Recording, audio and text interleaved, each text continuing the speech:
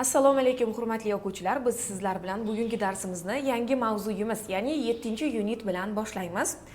An'anaga ko'ra biz sizlar bilan 7-mavzuyimizni birinchi va ikkinchi qismlarini o'rganamiz bugun. Xo'p, 7-mavzuyimiz Health and Fitness, ya'ni sog'lik va jismonan baquvvatlilik mavzusi asosida biz sizlar bilan bugun darslarimizni olib boramiz. 7-unitning birinchi qismida My Health, My Business. Mening sog'likim bu mening muammom, ya'ni mening ishim ma'nosida mavzu asosida biz sizlar bilan healthy lifestyle, ya'ni sog'lom turmush tarziga oid bo'lgan collocations ularni o'rganamiz va past simple irregular verbs, noto'g'ri yo'l bilan yasaladigan o'tgan zamondagi fe'llarni ham ko'rib chiqamiz. Xo'p, demak birinchi mashqimizda read the saying and answer the questions. Maqolni o'qing va savollarga javob bering. Maqol: healthy body, healthy mind. Sog' tanda sog'lom aql. What does the saying mean? Bu yerda berilgan maqolda nima anglatilyapti? Va keyingi savolimiz do you agree? Va mana shu fikr bilan siz hamnafasmisiz, ya'ni qo'shilasizmi bu fikrga? Sog' tanda sog'lom aql, ya'ni insonning tanasi sog'lom bo'lsa, uning ongi ham sog'lom bo'lishligi, to'g'rimi? Nima deb o'ylaysiz? Savollar berilgan. Menimcha ha, albatta, if you are healthy, you can do every of your work properly. Agar sizning tanangiz juda ham sog'lom bo'lsa, siz barcha o'zingizning ishlaringizni juda ham o'sha o'rnida, maromida bajara olasiz. Misol uchun, agar sizni karyeringizdadir og'riq bo'lsa, albatta siz hech narsa qilgingiz kelmaydi. Xo'p, nima uchun bu mashq berilgan o'quvchilar? Chunki albatta fikrlash doirasini shakllantirib olish mana shu mavzu borasida ichiga kirib ketmasdan oldin ozgina bo'lsa ham tushuncha hosil qilish maqsadida berilgan bu birinchi mashqimiz. Ikkinchi mashqda use the verbs in the box to complete the phrases for a healthy lifestyle. Demak, sog'lom turmush tarziga oid bo'lgan bu yerda collocations, ya'ni iboralar berilgan. Mana shu iboralarni, boks ichidagi fe'llarni iboralarga moslab qo'yib chiqishingiz kerak bo'ladi.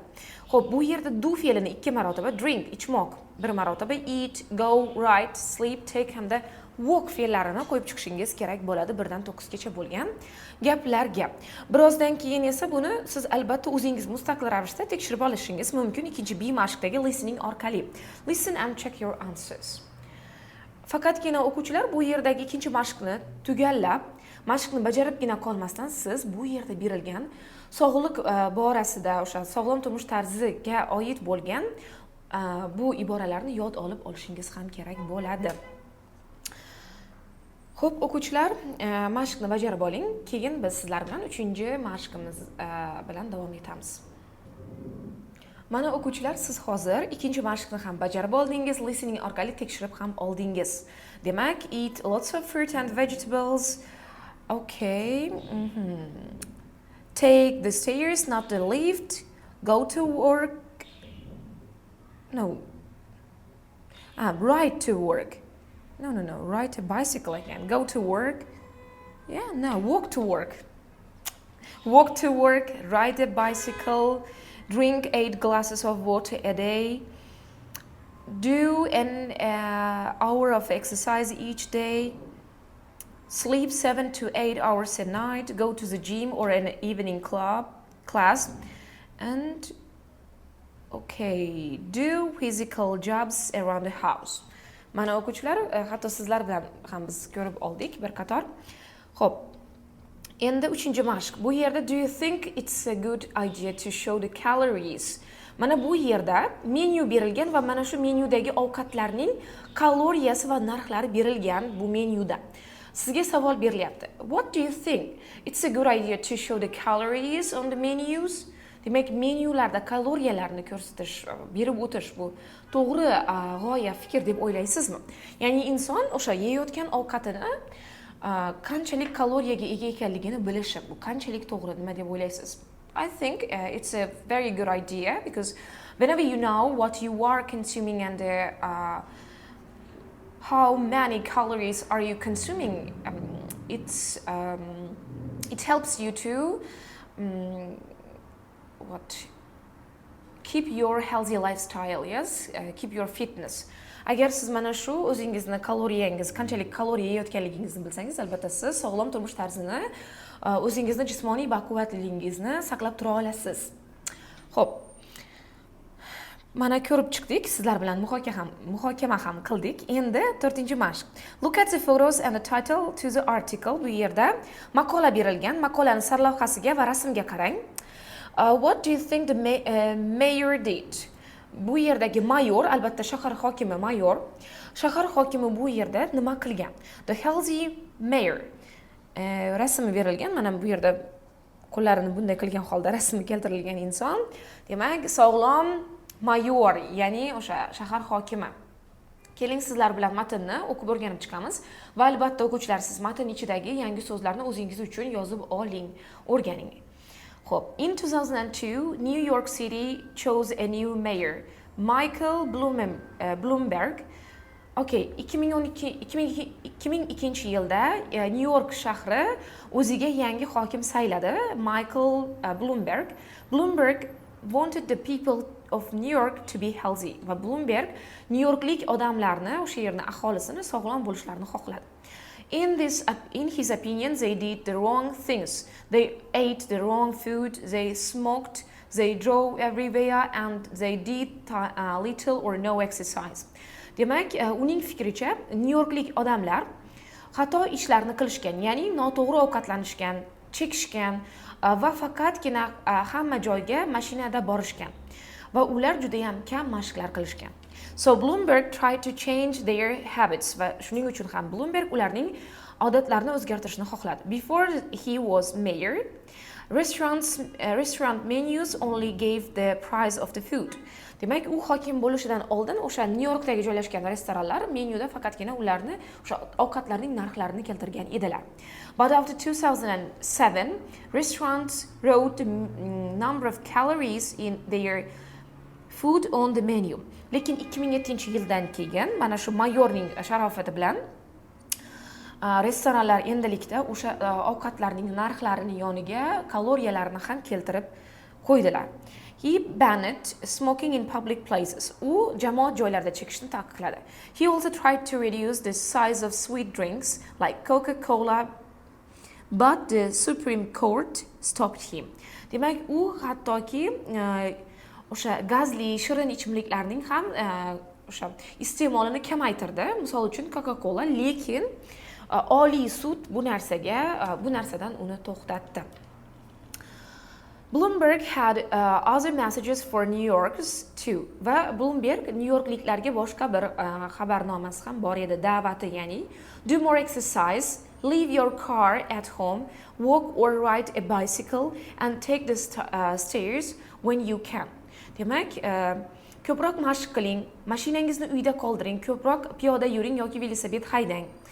Zinapoyalardan foydalaning qachonki siz o'sha narsani qila olsangiz, ya'ni zinapoya bormi, zinapoyadan foydalaning.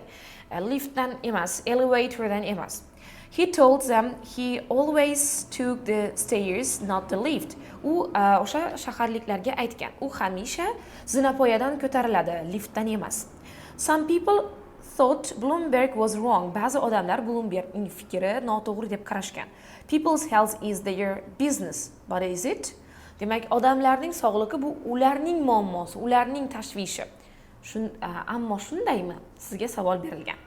Qiziqarli matn ekan, mana o'quvchilar sizlar bilan biz o'rgandik. Sizlar uchun yangi so'z bu ban, taqiqlamoq va bu yerda o'tgan zamoni berilgan, banned taqiqlangan hamda reduce, kamaytirmoq.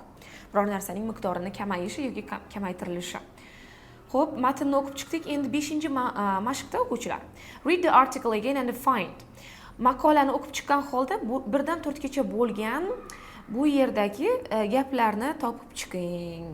Okay, 4 things New Yorkers did that were bad for their health. Demak, 4 ta ish New Yorkliklar o'zlarining sog'liqlari uchun zarar keltiradigan, qiladigan ishlar 4 tasini siz mana shu matn ichidan topib belgilab chiqishingiz kerak bo'ladi. Biz sizlar bilan o'qib o'tdik. 2 things Bloomberg changed. Bloomberg o'zgartirgan 2 narsa. 1 thing he tried to change. U o'zgartirishni xohlagan bitta narsa, ammo o'zgartira olmadi. Tepada biz sizlar bilan buni ham o'qib chiqdik. Bloomberg's idea for doing more exercise. Demak, ko'p mashq qilish borasidagi Bloombergning berilgan fikri.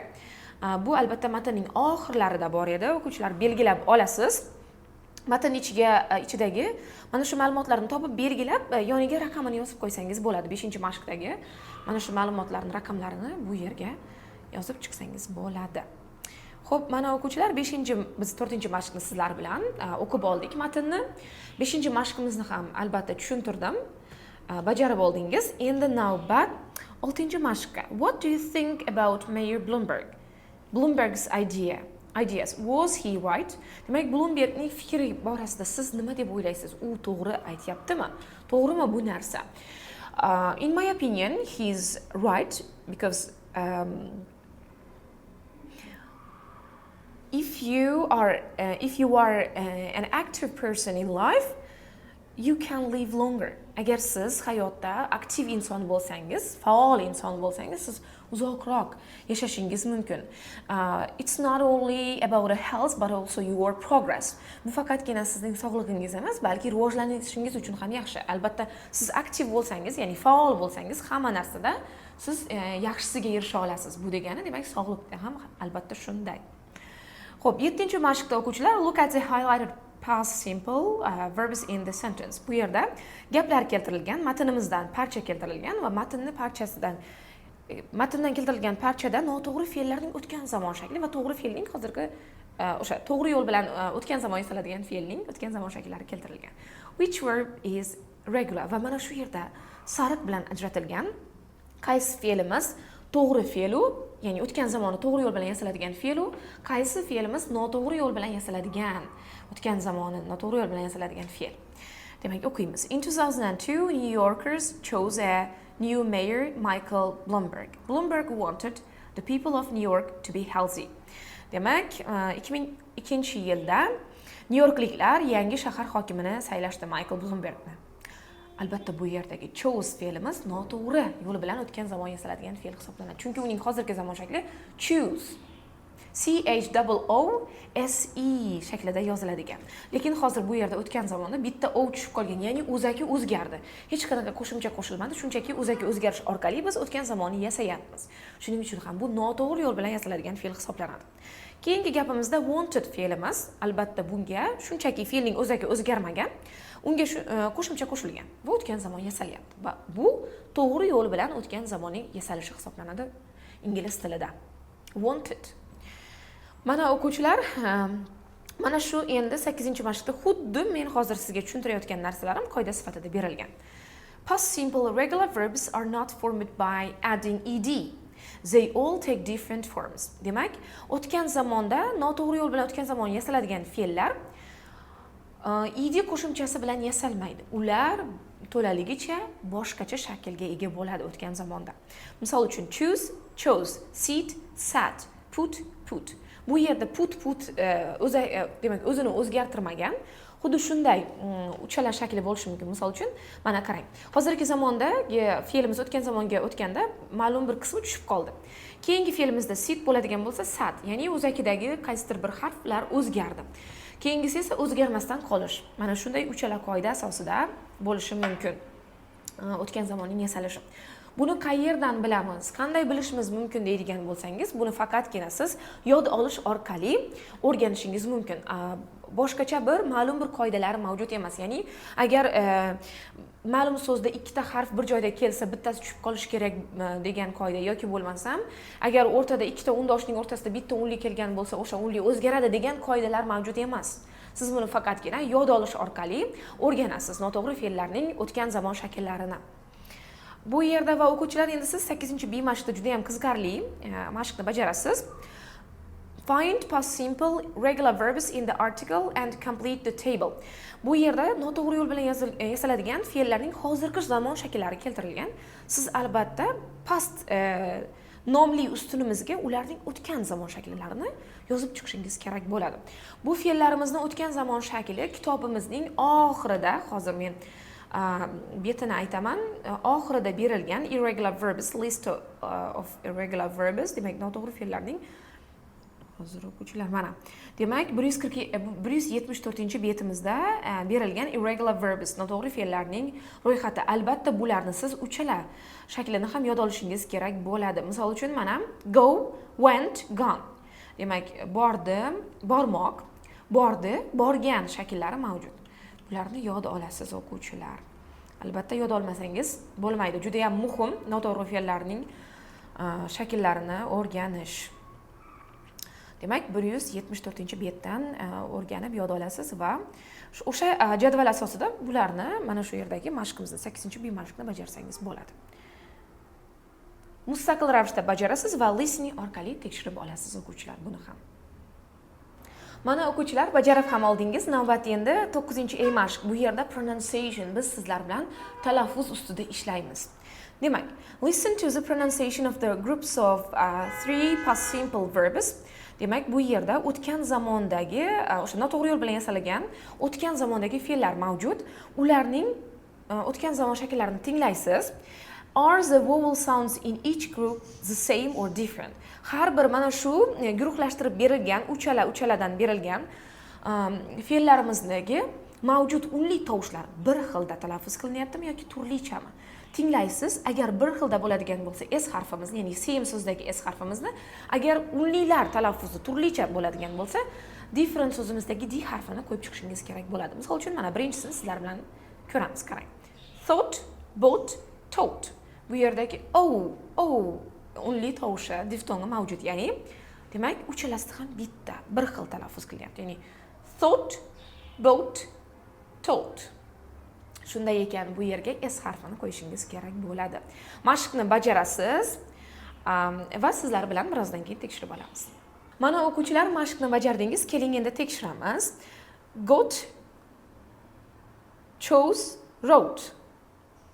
Demak, bu yerda ham albatta bir xil. Keyingisi came, made, ate. Came, made, ate. Bu yerda ham a tovushlari same.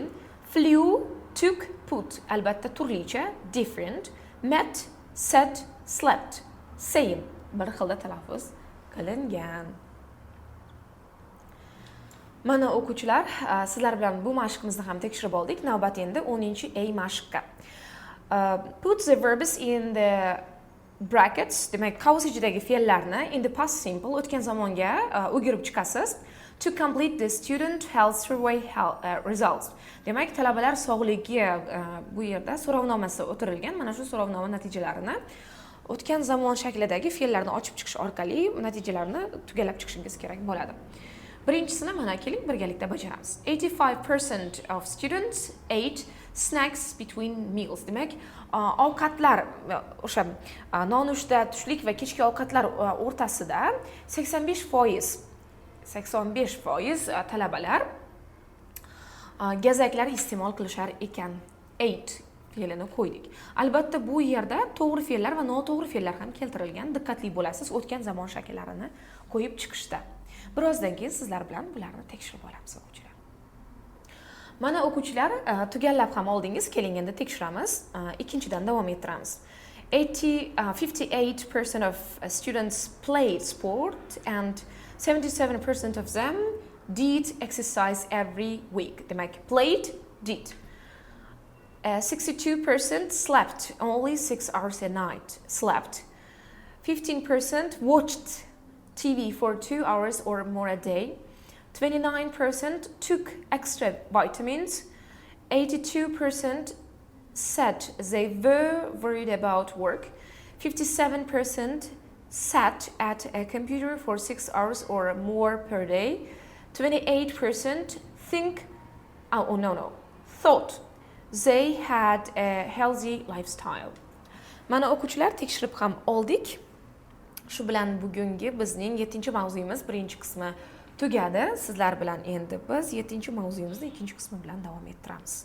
Sporting heroes. Demak, sportdagi qahramonlar. Albatta, bu yerda ham sport mavzusi, ya'ni sog'liqga doir bo'lgan mavzu.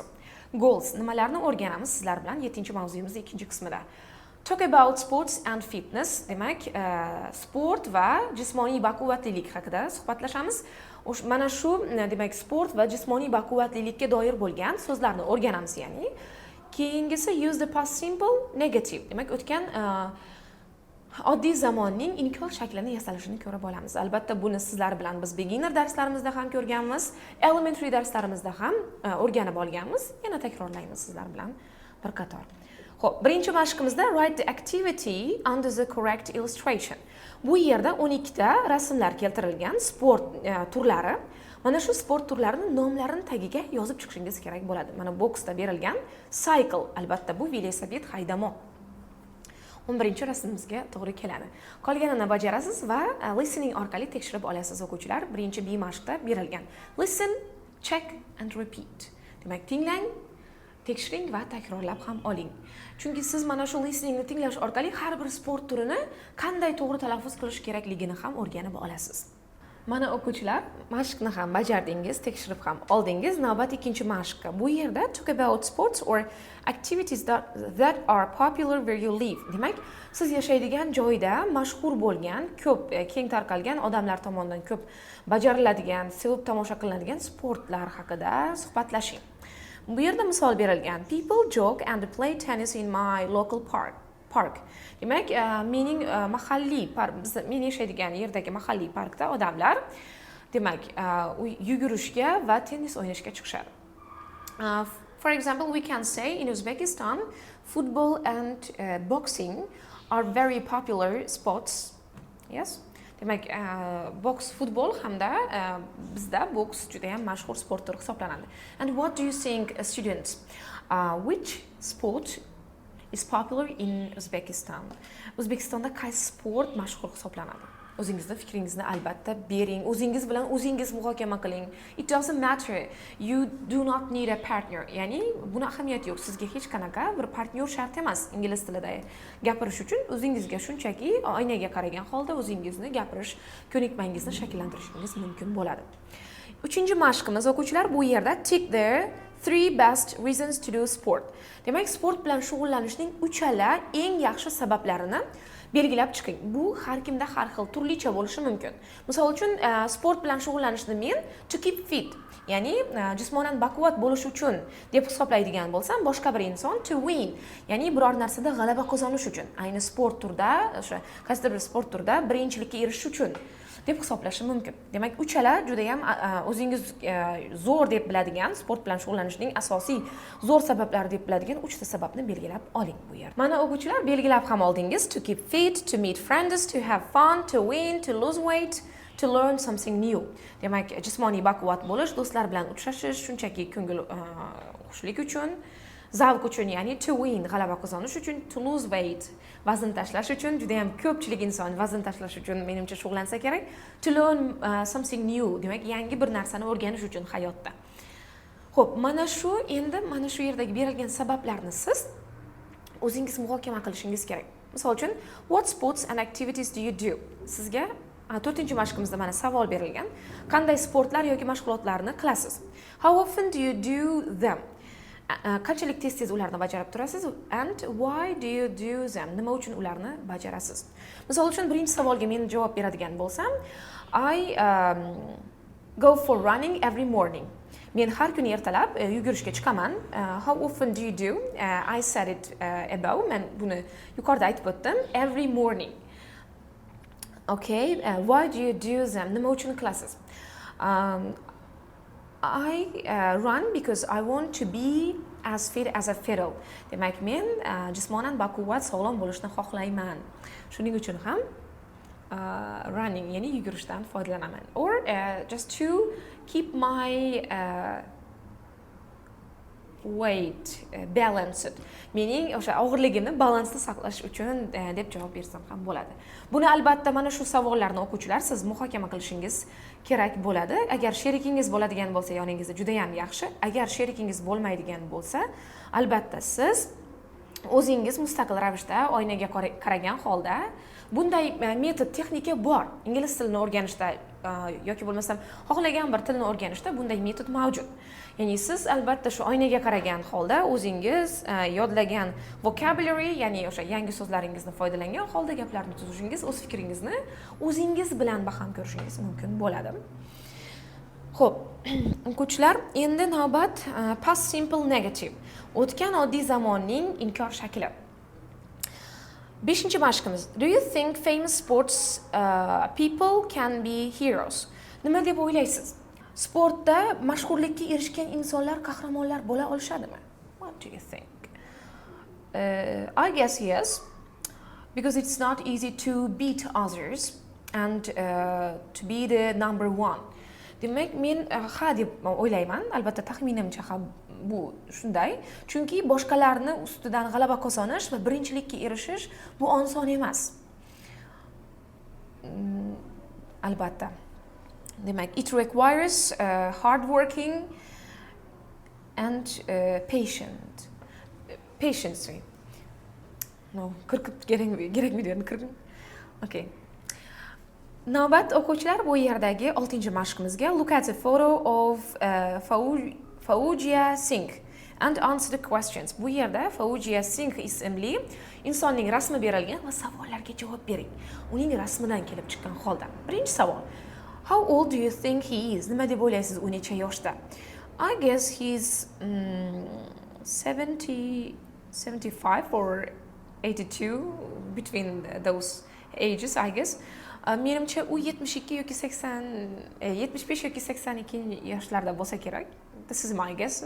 Of course, what do you think, students? Nima deb o'ylaysiz? Bu meni albatta mening taxminim. Keyingisi, what sport do you think he does? U qanday sport bilan shug'ullanadi? Nima deb o'ylaysiz? I guess he's sitting on stairs and I guess he is a runner. Bu yuguruvchi bo'lsa kerak, chunki u zinapoyada o'tiribdi, oyog'ida trainers, ya'ni krossovkalari bor. And the last question, why do you think he likes that sport? Va nima deb o'ylaysiz, nima uchun u bu sportni yoqtiradi? Maybe he wants to keep himself healthy, o'zini sog'lom bo'lishini xohlar. Xo'p, mana shu savollarni biz hozir sizlar bilan ko'rib chiqdik. Endi 7-A mashqdagi listeningni tinglash orqali bu yerdagi fikrimizni tekshirib olasiz o'quvchilar va do you think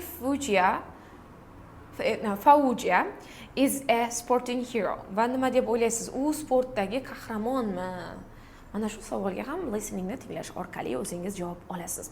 Va bu yerda o'quvchilar ikkala mashqni bir varakaga bajarsangiz bo'ladi. Ya'ni 7-B mashqda 1dan 6gacha bo'lgan gaplarni, ya'ni mana shu inson haqidagi Fauziya haqidagi gaplar berilgan.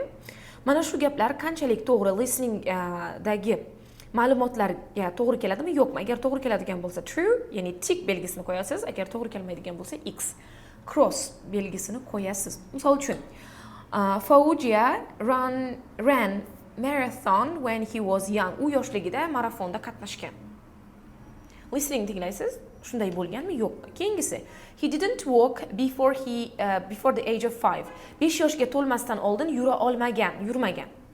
Keyingisi, he had a lot of problems on his family's farm. Demak, oilasining fermasida juda ham ko'p muammolar bo'lgan unda. His happy life continued after he had a family. Oilali bo'lganidan keyin uning baxtli hayoti davom etgan uzoq yillar. He left India. U Hindistondan jo'nab ketdi. He stopped after his first marathon. Birinchi marafonda qatnashgandan keyin u bu ishni to'xtatdi, ya'ni marafonlarga qatnashmay qo'ydi. Listeningni tinglaysiz, tick cross bajarib borasiz o'quvchilar. Mana o'quvchilar, listeningni ham bajarib oldingiz. Endi grammar focus. Bir qator takrorlab o'tamiz. To make the past simple negative we use. Demak, o'tgan oddiy zamonda inkor shaklini yasash uchun biz quyidagicha formuladan foydalanamiz, ya'ni quyidagicha gap tuziladi. Subject gap ega, ya'ni plus did not or uning qisqartma shakli did not or didn't. Infinitive without to, ya'ni fe'lning hozirgi zamon shakli. Misol uchun mana pastda namuna keltirilgan. He didn't walk before the age of 5. 5 yoshga to'lmasdan oldin u yurmagan. Didn't walk. Mana o'quvchilar. Didn't bo'lganligi uchun ham walked bo'lmadi, walk bo'ldi. Ya'ni piyoda yurmoq. Hozirgi zamon shakliga aylandi, chunki bu yerda o'tgan zamon shaklini ifodalash uchun o'tgan zamon shaklidagi ko'makchi fe'limiz berilgan. Did ko'makchi fe'limiz. Mana shu tarzda, demak, hozirgi oddiy zamonning o'tgan zamon shakli yasaladi. Endi navbat 10-mashqqa. Usain Bolt. Albatta buni juda ham mashhur sportchi inson Usain Bolt. U haqidagi ma'lumotni to'ldirib chiqasiz o'quvchilar o'tgan zamon shaklidan foydalangan holda. Demak, put the verbs in brackets into the positive or negative form to make the facts about Usain Bolt true. Demak, Usain Bolt haqidagi 1dan 4 gacha bu yerda faktlar berilgan. Qavs ichidagi fe'llarni ochasiz, ularni darak yoki inkor shakllarda qo'yib chiqishingiz kerak bo'ladi. Ya'ni o'tgan darak shakli, o'tgan zamonning darak shakli yoki o'tgan zamondagi o'sha inkor shaklini yasashingiz kerak bo'ladi. Xo'p, misol uchun when he was a young boy, u yoshligida Usain Bolt did athletics all the time. Hamisha atletika bilan shug'ullangan. Did fe'lini qo'ydik mana. Qolganini to'ldirib chiqasiz o'quvchilar. Qavs ichidagi fe'llarni ochib, kerak joyda inkor shaklidan foydalanishingiz kerak albatta. Va keyin siz 10-B mashqdagi listening orqali tekshirasiz. Listen and check your answers. Did anything surprise you? Tell your partner. Usain Bolt haqidagi biror narsa sizni ajablantirdimi? Albatta muhokama qiling. Bajarasiz o'quvchilar mashqni va listening orqali tekshirib olasiz. E'tiborli bo'ling o'tgan zamon shaklida inkorning yasalishiga. Chunki inkor yasalganda o'sha yuqorida aytganimdek qoida asosida ko'makchi fe'limiz o'tgan zamon bo'ldimi, o'sha did not yoki did not yoki didn't shaklida yasaymiz. Albatta uni qisqartma shaklida yoki va o'quvchilar 11-mashq uyga vazifa write two true and two false sentences about sports or other activities you did in the past. Demak, o'zingiz o'tmishingizda, hayotingiz mobaynida qaysidir bir sport yoki mashg'ulot bilan shug'ullanganligingiz borasida ikkita to'g'ri va ikkita xato gaplarni tuzing. Ya'ni misol uchun men aytishim mumkin, men